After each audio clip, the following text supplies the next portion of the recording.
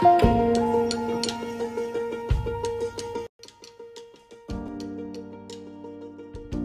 de inversión, pues que han puesto capitales en las compañías y eso pues lo que hace es que si esas compañías se ven afectadas, pues los fondos de inversión se van a ver afectados.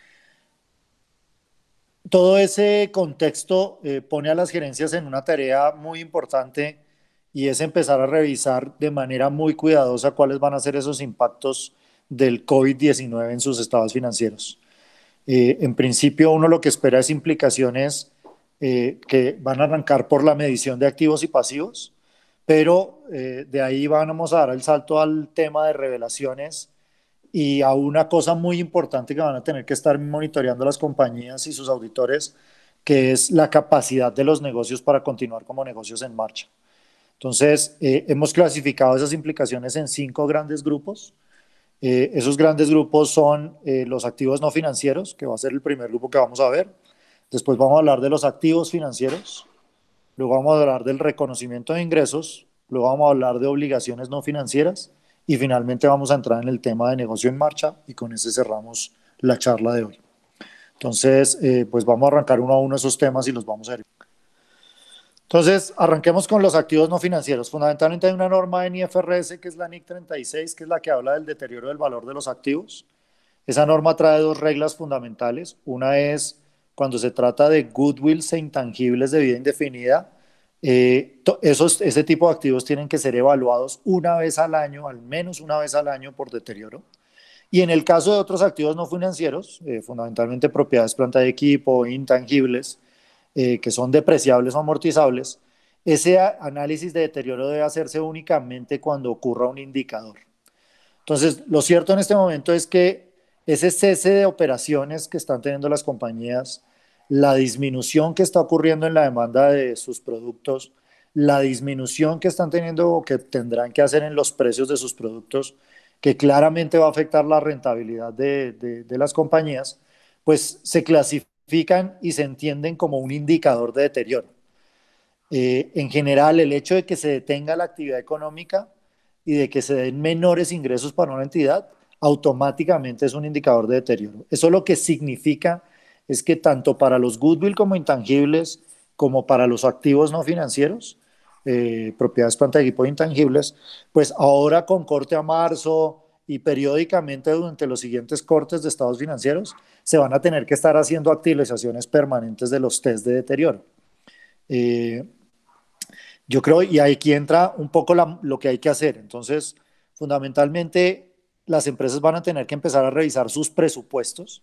Ese presupuesto que montaron el año pasado, en 2019, antes de terminar el año para efectos del año 2020 y para los periodos siguientes, que hoy ya tiene que ser revisado con la situación que está ocurriendo y que automáticamente al cambiar va a afectar los flujos que se utilizaron para efectos de preparar los test de deterioro del año pasado y obviamente lo que se espera es que lamentablemente sea a la baja, o sea, los resultados de esas valoraciones van a ser a la baja. Entonces toca estar muy pendientes de lo que le va a pasar a los flujos de caja futuros en términos de ingreso y lo que le va a pasar a los flujos de caja futuros en términos de costos. Va a tocar evaluar los supuestos con los que se hacían esas evaluaciones. Entonces, cuando uno hace los test de deterioro, tiene en cuenta las tasas de descuento. En la tasa de descuento tiene en cuenta el riesgo país, tiene en cuenta la inflación, tiene en cuenta los efectos de tasa de cambio, tiene en cuenta muchos factores macroeconómicos y factores internos de la compañía, que lo que está ocurriendo ahorita es que se están viendo afectados. Entonces, solo actualizar esos supuestos ya va a tener un impacto en los test de deterioro. Como estamos en un escenario de incertidumbre alta, normalmente las compañías preparan un único test de deterioro, es decir, hacen una única proyección de sus resultados basado en sus presupuestos y con esa proyección es que evalúan el deterioro. Pero en un escenario de incertidumbre, pues el ideal es uno crear múltiples escenarios, no hacer un único escenario. Entonces, un escenario con el presupuesto que yo tengo actualmente, pero idealmente tendría que crear un escenario con una afectación de los ingresos teórica en una reducción del 50%, una reducción del 25%, de tal manera que yo pueda ver múltiples escenarios y de la combinación de múltiples escenarios es que voy a poder llegar a un valor que sea mucho más adecuado. Al final, acuérdense que el objetivo del test de deterioro es reflejar lo que yo espero que los activos generen hacia futuro. Para eso lo que tengo que usar es una tasa adecuada de descuento. El objetivo es que la gerencia busque cuál es ese enfoque que mejor muestra sus efectos en los ingresos y los costos y que le permita determinar de una mejor manera hoy, en la situación en la que estamos y con lo que empieza a generarse cada que las restricciones se van ampliando, eh, pues empezar a ver exactamente cuánto es lo que yo espero recuperar a hoy de mis activos. Digamos, en términos muy prácticos, para quienes están haciendo reportes en marzo y los que van a tener que hacer reportes en junio, pues hoy en día, si bien uno tendía a hacer esos análisis de deterioro del goodwill solo una vez al año, pues con esta situación que estamos viviendo va a tocar hacer esas actualizaciones mucho más frecuente y la mayoría de empresas que nunca habían hecho test de deterioro para sus activos, pues porque no tenían goodwill, sino que solo tienen activos fijos depreciables, pues hoy en día van a tener que empezar a ejecutar ese tipo de cálculos porque ya hoy hay un indicador que lamentablemente nos afecta a todos. Aparte del tema de deterioro, algunos mensajes adicionales que no se pueden olvidar que tienen que ver con otro tipo de normas. Entonces, el deterioro, así como lo vimos para goodwill y para propiedades planta de equipo, también tiene que ser tenido en cuenta para inversiones en asociadas y negocios conjuntos. La norma que mira ese deterioro es la NIC 28, pero igual activa esos test de deterioro cuando uno está en situaciones como las que estamos viviendo. El deterioro de inventarios no está visto por la NIC 36, sino está visto por la NIC 2, pero es evidente que aquellas empresas que tuvieron que detener su negocio tienen que entrar a evaluar ahorita todos esos inventarios que pueden tener. Si algunos de esos inventarios son perecederos, pues van a tener algunos problemas de daños, de obsolescencia, y eso va a afectar seguramente los valores netos realizables, sin contar el hecho de que puede ser que hacia futuro a las compañías les toque hacer, para ayudar a clientes y para apoyar la industria, hacer reducciones de precios. Y al hacer esas reducciones de precios, obviamente lo que estamos evaluando hoy es si los inventarios los voy a vender en valores de venta mucho inferiores a los que tenía, pues obviamente va a tener un impacto en términos de valor neto de realización y va a tener que reconocer las provisiones no cuando haga las ventas efectivamente, sino en el día que conozca ya las situaciones que generan esa disminución. No olviden que la medición de inventarios tiene un componente, para quienes son productores de bienes, tiene un componente de costos fijos que la norma exige que sean capitalizados en el costo del inventario sobre la base de capacidades normales de producción. Y es muy probable que ahorita cuando se reinicien las actividades de las compañías, esas capacidades normales de producción no se cumplan, con lo cual muchos de los costos fijos y de la carga fabril que se tiene no va a poder ser sumada a los costos de los inventarios, sino que va a tener que ser cargada directamente al estado de resultados. Y finalmente, todos aquellos que en sus procesos de depreciación de propiedades planta de equipo utilizan métodos de línea recta, van a tener que continuar con la depreciación, incluso si las fábricas o las plantas están cerradas.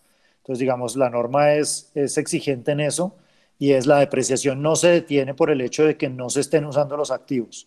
La depreciación es el reconocimiento del aporte de los activos a la generación de ingresos, pero lamentablemente en un momento en el que yo no esté generando ingresos no quiere decir que deje de hacer depreciación, sino que yo tengo que seguirla cargando.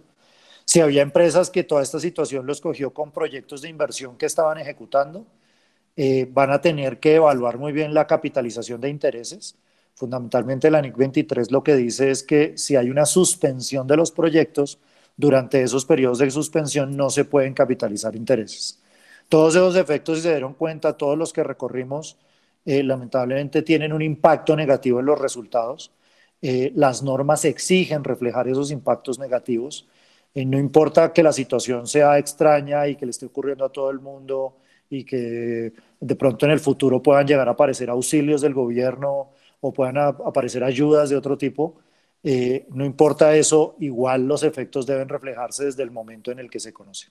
Sí, perfecto. Entonces, el siguiente tema que queremos mirar está relacionado con activos financieros y aquí incluimos los arrendamientos hoy en día y para todo este capítulo entiéndanlo como las cuentas por cobrar que generan los arrendadores o las cuentas por pagar que generan los arrendatarios. Entonces, el punto de partida de los temas de activos financieros, que son dos grandes temas, el primero es todo el modelo que existe hoy de pérdida esperada para efectos de la constitución de provisiones de deterioro sobre los activos financieros. Aquí estamos hablando de préstamos, de cuentas por cobrar, de activos de contrato, de cuentas por cobrar de arrendamiento, de las garantías financieras y de los compromisos de préstamo. Entonces, fundamentalmente en la aplicación del modelo de pérdida esperada, lo primero que hay que evaluar es si yo soy una empresa que aplica el modelo general. Uno de los asuntos más importantes a la hora de calcular las provisiones es definir si los activos financieros están en la categoría en el estado uno o en el estado 2. El estado uno es un punto del tiempo donde los activos financieros son de bajo riesgo crediticio y el estado 2 es un punto del tiempo donde se incrementa el riesgo crediticio. El problema en este momento es que con la situación que estamos viviendo, hay una alta probabilidad que muchos de los terceros que yo tengo normalmente en estado uno pasen a estado 2. El problema de pasar a estado 2 es que las provisiones son mucho más exigentes, generalmente son porcentajes mucho más altos. Entonces, cuando yo estoy en estado uno que tengo un riesgo bajo de pérdida, pues obviamente los porcentajes de provisión reflejan ese bajo riesgo. Pero cuando me paso al estado 2, el problema de estar en el estado 2 es que las provisiones tienden a ser mucho más altas, porque ya en el estado 2 lo que se ha incrementado es el riesgo y obviamente al aumentar esas probabilidades, pues yo voy a tener que hacer provisiones mucho más altas. Entonces, un primer cuidado que tienen que tener las empresas en general es que si usan ese modelo general, hay que evaluar en este momento en qué momento mis terceros pasan del estado uno al estado 2. Ya entrando en el modelo como tal de la pérdida esperada, lo que tengo que tener cuidado son con tres situaciones particulares. El primero es que al aumentar el riesgo de crédito, pues aumenta el riesgo de incumplimiento. Entonces, si aumenta el riesgo de cumplimiento, yo voy a tener que aumentar los porcentajes de provisión. Esos aumentos de los porcentajes de provisión hoy en día son difíciles de medir porque no tenemos una historia adecuada para saber cuál es el efecto de esto, pero va a tocar empezar a monitorear el día a día. Es decir, con los 15 o 20 días que ya llevamos en aislamiento, hay una alta probabilidad que las empresas ya hayan empezado a ver qué tanto se ha vuelto más lento su recaudo, qué tantos terceros han empezado a tener dificultades para hacer sus pagos. Y en ese orden de ideas yo puedo empezar a sensibilizar los porcentajes de riesgo de crédito. Y al sensibilizar los porcentajes de riesgo de créditos, pues fundamentalmente lo que voy a hacer es aumentarlos. Tengo que evaluar si el monto en riesgo del deudor se ha incrementado. Entonces, en principio, uno piensa siempre en su cartera de corto plazo y dice, yo espero que recaudar esto en 30 días. Entonces, generalmente el monto expuesto es bajo, y yo solo incluyo los pagos iniciales. Pero si yo tengo cuentas por cobrar a largo plazo, con plazos que superan los 12 meses, pues ya empieza a preocuparme no solo el si me puede pagar hoy en día, sino si me va a poder pagar en los futuros periodos. Entonces, el monto expuesto se puede ver incrementado fundamentalmente porque los deudores pueden empezar a atrasarse, bien sea porque están protegiendo sus negocios o bien sea porque efectivamente se están quedando ilíquidos para efectos de hacer los pagos. Y una vez ocurren los incumplimientos por parte de los terceros, pues ahora viene a evaluar la probabilidad de que ese tercero, una vez incumplió, no me pague. Esos porcentajes que son finalmente los que afectan la provisión de deterioro de cuentas por cobrar, pues obviamente se van a ver incrementados. Y nuevamente muy similar a lo que vimos para el test de deterioro, como estamos en un nivel de incertidumbre muy alto, seguramente no vamos a tener una estadística adecuada para determinar los porcentajes. Nos va a tocar empezar a hacer diferentes modelos y ponderar esos modelos para poder llegar al resultado. ¿Qué significa eso en términos muy prácticos? Si hoy cuando hice mi modelo la pérdida esperada es de 1000, pero ahora hago un nuevo modelo en el que digo, yo espero que la recuperación de cartera se disminuya en un 50%, entonces ese nuevo modelo da 2000. Resulta que el primer modelo tiene una probabilidad de ocurrencia del 60% y el segundo modelo tiene una probabilidad de ocurrencia del 40%, pues al hacer la ponderación de los dos modelos, la provisión que yo tengo que registrar es de 600 por el primero y de 800 por el segundo. La provisión real que yo tengo que registrar es de 1400, no de 1000 como la tenía en mi modelo original. Un punto importante que aparece para todo el tema de activos financieros es las ayudas que van a empezar a ocurrir, bien sea por instrucciones del gobierno o bien sea porque las entidades empiezan a crear ayudas. Entonces, el tema de esas ayudas es que en el momento en el que se otorgan, desde la perspectiva de los activos financieros, requieren reflejar el impacto de la ayuda en el estado financiero. Entonces, si hoy en día un banco tiene un préstamo otorgado que tenía unas cuotas, pero le dice a su cliente, no pague las siguientes 4 cuotas y esas cuotas las vamos a diferir en el futuro, en el plazo de su crédito, sin cobrar intereses. El problema es que la norma lo que dice es, coja el nuevo flujo de ese crédito, descuéntelo a la tasa original con la que usted tenía el crédito y automáticamente usted tiene un impacto en el estado de resultados, básicamente porque el nuevo flujo a valor presente vale menos que lo que está en la contabilidad y eso automáticamente genera un gasto. Ese gasto se reconoce directamente en el estado de resultados cada que se ocurra un alivio. Para muchas empresas del sector de servicios públicos, hoy en día han salido decretos sobre el tema de hacer alivios en la facturación de los servicios. Lo que va a empezar a ocurrir es que esos alivios van a verse reflejados como un menor precio en la venta, es decir, el reconocimiento de ingresos va a ser inferior y toda esa financiación implícita que tienen esas cuentas por cobrar se va a ver reflejada en los futuros periodos como intereses. Un mensaje vital en todo este tema de activos financieros es, incluso aunque se espere que los terceros paguen, el hecho de que lo vayan a hacer en un plazo más largo ya debería tener de alguna manera un impacto en los estados financieros. Para eso se diseñó el modelo de pérdida esperada, para reflejar esa pérdida de valor de nivel del tiempo que yo no logro recuperar. El tercer grupo de impactos es el tema de reconocimiento de ingresos. Realmente no debería ocurrir mayor cosa aquí, es decir, esto se va a reconocer de manera automática cuando ocurran los eventos. Si una empresa empieza a disminuir sus ventas, pues sus ingresos van a disminuir. Si una empresa disminuye sus precios, pues obviamente sus ingresos van a disminuir. No es algo que haya que prever, simplemente va a ir ocurriendo en la contabilidad. Sin embargo, desde la perspectiva de la NIF 15, todas aquellas empresas que tienen impactos por ingresos variables van a tener que reconocerlos en su contabilidad. Entonces, si hoy yo venía vendiéndole productos a mis clientes y les tenía unas metas por las cuales se iban a ganar unos descuentos por volumen, esos descuentos por volumen habían hecho que yo redujera el reconocimiento de ingresos, pero hoy me estoy dando cuenta que mis clientes no van a alegrar esos descuentos, pues automáticamente yo tengo que hacer el reconocimiento de ese ingreso que no había puesto en la contabilidad, fundamentalmente porque al hacer la medición de ingresos variables había determinado que tenía un menor ingreso. Más allá de eso, la NIF 15 le pide a uno evaluar muy bien si cuando está haciendo una venta la está haciendo a un cliente que probablemente no le pague en el futuro, entonces debería tener cuidado y no reconocer ese ingreso. Entonces, eso va a ocurrir para empresas que, a pesar de que vean dificultades en sus clientes, los sigan apoyando y les sigan haciendo ventas, pero si ven alguna probabilidad de que no reciban el pago, van a tener que detener el reconocimiento de ingresos hasta que reciban efectivamente el efectivo. Una nota al margen, si llegan a ocurrir subvenciones gubernamentales, hay que estar pendiente de la aplicación de NIC 20 para reconocer esas subvenciones. Desde la perspectiva de obligaciones no financieras, nos vamos a enfocar en una norma inicialmente que es la NIC 37 de provisiones pasivos contingentes y activos contingentes. 3 mensajes vitales ahí. El primero es, mucho cuidado que la norma de provisiones no me permite reconocer en la contabilidad pasivos si yo no tengo obligaciones presentes que las tenga. Entonces, esto es una alerta, es porque en este momento puede haber muchas empresas evaluando procesos de retiro de empleados.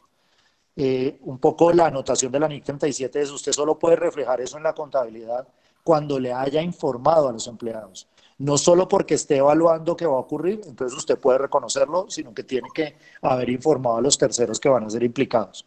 Eso quiere decir, y hay una frase muy diciente en la norma de la NIC 37 y es, si usted espera tener pérdidas futuras, no puede capitalizarlas. ¿Listo? No puede usted empezar a crear provisiones solo porque espera tener pérdidas futuras. Para poder hacer el reconocimiento de un pasivo, toca tener una obligación presente. Se vuelve muy importante evaluar los contratos onerosos.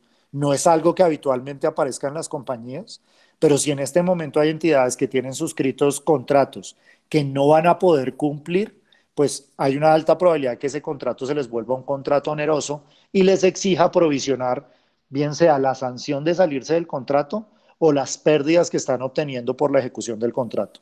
Esto puede ocurrir básicamente porque un proveedor para suministrar un bien requiere de algún suministro que no está pudiendo obtener, con lo cual la fabricación de los bienes que se había comprometido pues no la va a poder hacer. La pregunta es si va a ser sancionado por su cliente por ese tema. Y una alerta importante en activos contingentes, si hay compañías que tienen seguros, contratos de seguros o pólizas de seguro, las indemnizaciones que pudiesen llegar a recibir por estos temas de pandemias solo van a poder ser reconocidas cuando la aseguradora les apruebe la indemnización. Entonces yo no puedo anticipar el reconocimiento de ese tipo de ingresos. Tres temas paralelos a todo esto. Hay que estar pendiente del tema de beneficios a empleados para ver qué ha surgido. Si yo venía provisionando una bonificación de resultados para los empleados por el cumplimiento de metas y ya hoy me estoy dando cuenta que no se va a lograr el cumplimiento de metas, probablemente tengo que reversar esas provisiones o sencillamente no puedo seguir haciendo las provisiones. Todo el tema de impuestos diferidos, especialmente los impuestos diferidos activos, tengo que revisarlos de manera detallada porque si su recuperabilidad está en duda, yo no puedo reconocer esos impuestos diferidos. Entonces va muy de la mano con lo que hablamos en los test de deterioro, pero si empiezo a ver que mis proyecciones futuras se empiezan a bajar, tengo que entrar a evaluar si puedo recuperar los impuestos diferidos activos para poderlos mantener en la contabilidad. Y todos aquellos que tengan obligaciones financieras con los bancos y tengan acuerdos con estos, lo que denominamos, lo que llamamos covenants en inglés, tengan cuidado que si se les activa algún covenant, toca revisar de manera detallada la clasificación de esas obligaciones en corriente y no corriente. Son los efectos colaterales un poco de lo que viene del COVID-19. El tema más complejo de todo esto, digamos que el más doloroso al final de cuentas, y es el tema de negocio en marcha. Una responsabilidad que tenemos todos los preparadores de información financiera y los auditores cada que se emite un estado financiero es mostrarle a quien está leyendo esos estados financieros si continuamos siendo un negocio en marcha. Evaluar si somos un negocio en marcha hoy en día se ha vuelto mucho más complejo y cada día que pasa es mucho más complejo. Lo importante es que hoy en día hay que nutrir las revelaciones que se hacen en los estados financieros, bien sea para explicarle al que los está leyendo cómo me ha impactado el tema del COVID-19 o lamentablemente si es para exponer que el negocio está pasando por situaciones que lo van a poner en un escenario donde no va a seguir siendo un negocio en marcha, pues toca ilustrar de manera adecuada el tema. Lo cierto es que la contabilidad tiene identificado el tema de negocio en marcha como el único evento que no importa cuándo ocurra, debería tener impacto en cualquier información financiera que se vaya a emitir, no importa si esa información financiera es del año anterior. Es decir, si hoy hay empresas que todavía están pendientes de emitir los estados financieros del año 2019 y empiezan a haber problemas de negocio en marcha, no importa que este sea un evento que ocurrió posterior al año 2019, eso ya debería verse reflejado en las cifras del 2019. Y empresas que empiezan a emitir ahorita sus reportes de los trimestrales de marzo, pues van a tener que hacer una evaluación para dejar clara la ilustración de cómo están viendo este tema. Con eso concluimos. Esos eran un poco los temas que queríamos contar de impactos contables del COVID-19. Si se dan cuenta, hay muchos. Todo esto se complementa con una frase vital en Revelaciones y es, todo el que lea los estados financieros quiere entender de primera mano qué va a pasar, qué están viendo, qué impactos hay, qué pasaría si cambian de una manera más compleja las situaciones. Así que se volvió muy importante hacer sensibilidades y mostrarlas en los estados financieros. Bien, muchas gracias. Cumplimos el tiempo como lo teníamos estimado. Quedamos atentos a la ayuda que podamos prestarles y recuerden que esta presentación va a estar grabada en nuestro portal para que la puedan consultar. Sigan viendo los demás eventos, hay información muy interesante y en estos momentos de mucha utilidad. Muchas gracias.